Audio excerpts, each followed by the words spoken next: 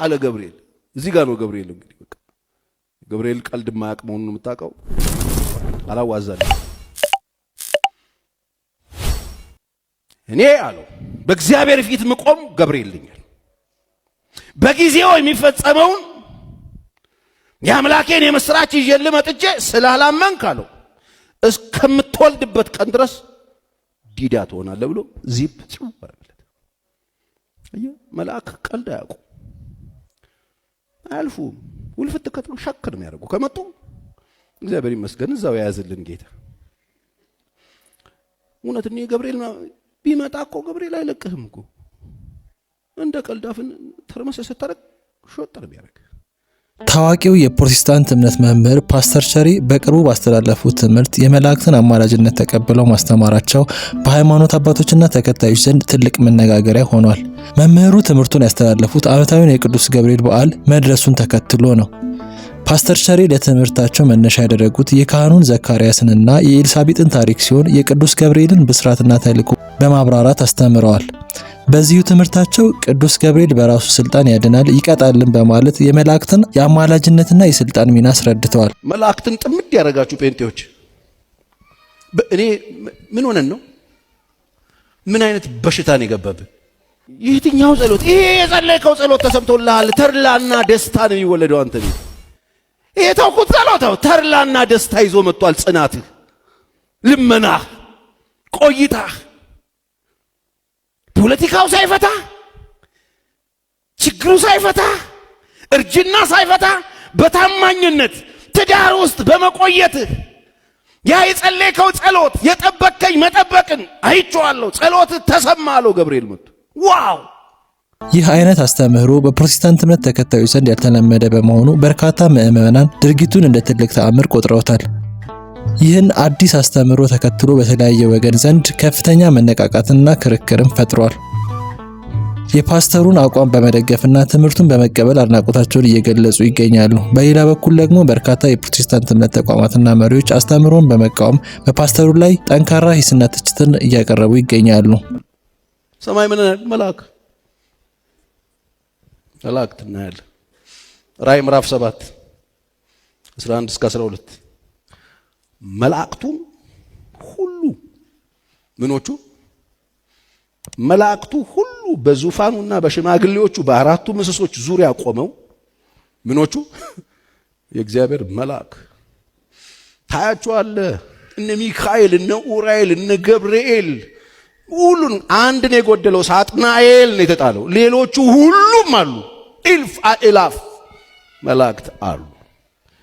ሰማይ እናገኛቸዋለን ይኖራሉ። እነሱ ነው የሚለው በሽማግሌዎቹ በአራቱ እንስሶች ዙሪያ ቆመው በዙፋኑ ፊት በግንባራቸው ይላል በግንባራቸው ተደፉ ለእግዚአብሔር እየሰገዱ መላእክት ታያቸዋለህ። ዛሬ ብቻ አይደለም ነገም ከነጎዲያም ለዘላለም እያከበሩት እናገኛቸዋለን። እየሰገዱ በግንባራቸው ተደፉ ለእግዚአብሔር እየሰገዱ አሜን፣ በረከት፣ ክብር፣ ጥበብ፣ ምስጋናም፣ ውዳሴም፣ ኃይልም፣ ብርታትም እስከ ዘላለም ድረስ ለአምላካችን ይሁን አሉ ይላል አሉ። ክብር የሚገባው እሱ ነው ሲሉ እናገኛቸዋለን። በረከት የሚገባው እሱ ነው ሲሉ እናገኛቸዋለን። ኃይል የሚገባው እሱ ነው ሲሉ እናገኛቸዋለን። ምኖችን በሉ የተለከፋችሁ ሰዎች፣ መላእክት የጠመዳችሁ ሰዎች ምን አይነት ክርስትና ነው የደረሳችሁ? እነዚህ አሉ መላእክት ኢግኖር ምናምን ገጭተ እንደሌሉ ምናምን አሉ። እየሰገዱ እያመለኩ እናገኛቸዋለን። ይሄ እግዚአብሔር ቃል ነው። ስለዚህ ቀረብ አድርገና ይሄ ምን አለ ሰማይ ስንሄድ ምንድነው የምናየው ካልከ ዙፋን፣ ተቀማጩ፣ በጉን፣ የታረደው በግን፣ ብዙ መላእክት እናያለን። ብዙ መላእክት ምን እያደረጉ ብልጭልጭ ክንፋቸውን ይዘው ሰርከስ እየሰሩ አይደለም፣ እየሰገዱ በረከትም፣ ክብርም፣ ምስጋናም፣ ኃይልም፣ ውዳሴም ልትቀበል ይገባል እያሉ እየሰገዱ ሃሌሉያ እያሉ ያመለኩት እናገኛቸዋለን። ሰማይ ምን አለ? መልአክ አለ። ብዙ መላእክት አሉ። ምድሪቱን ያናወጠው ታላቁ መንፈሳዊ ማዕበል።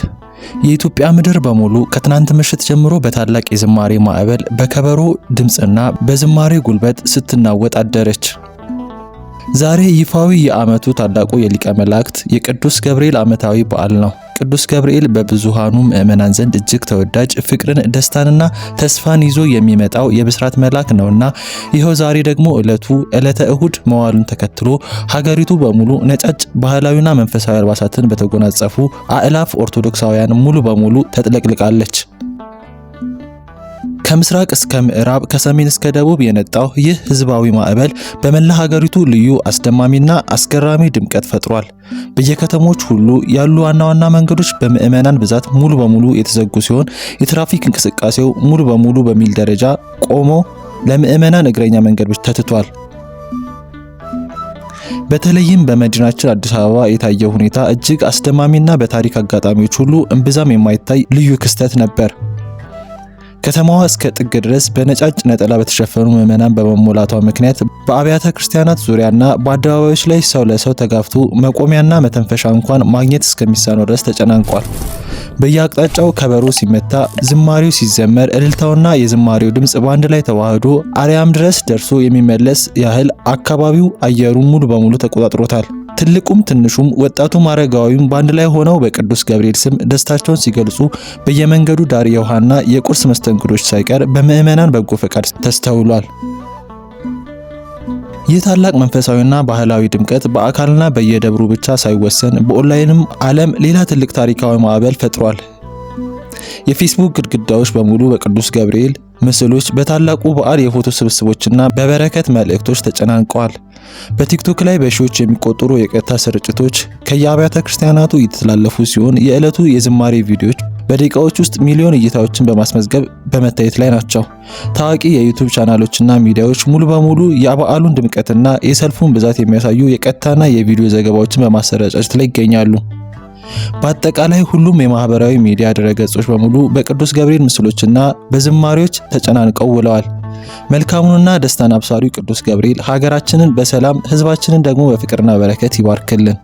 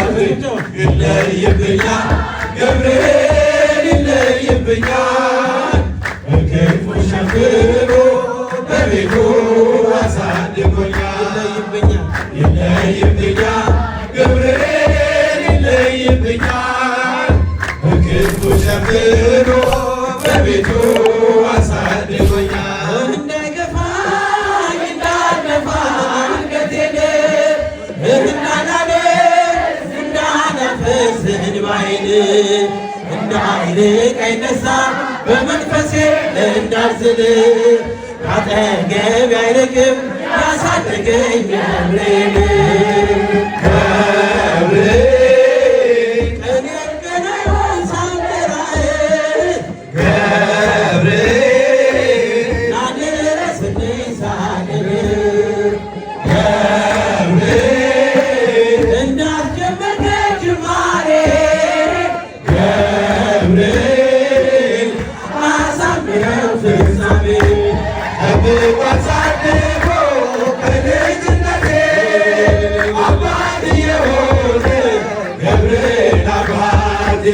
ይለይብኛል ገብርኤል ይለይብኛል በክፉ ሸፍኖ በቤቱ አሳድጎኛል። ይለይብኛል ገብርኤል ይለይብኛል በክፉ ሸፍኖ በቤቱ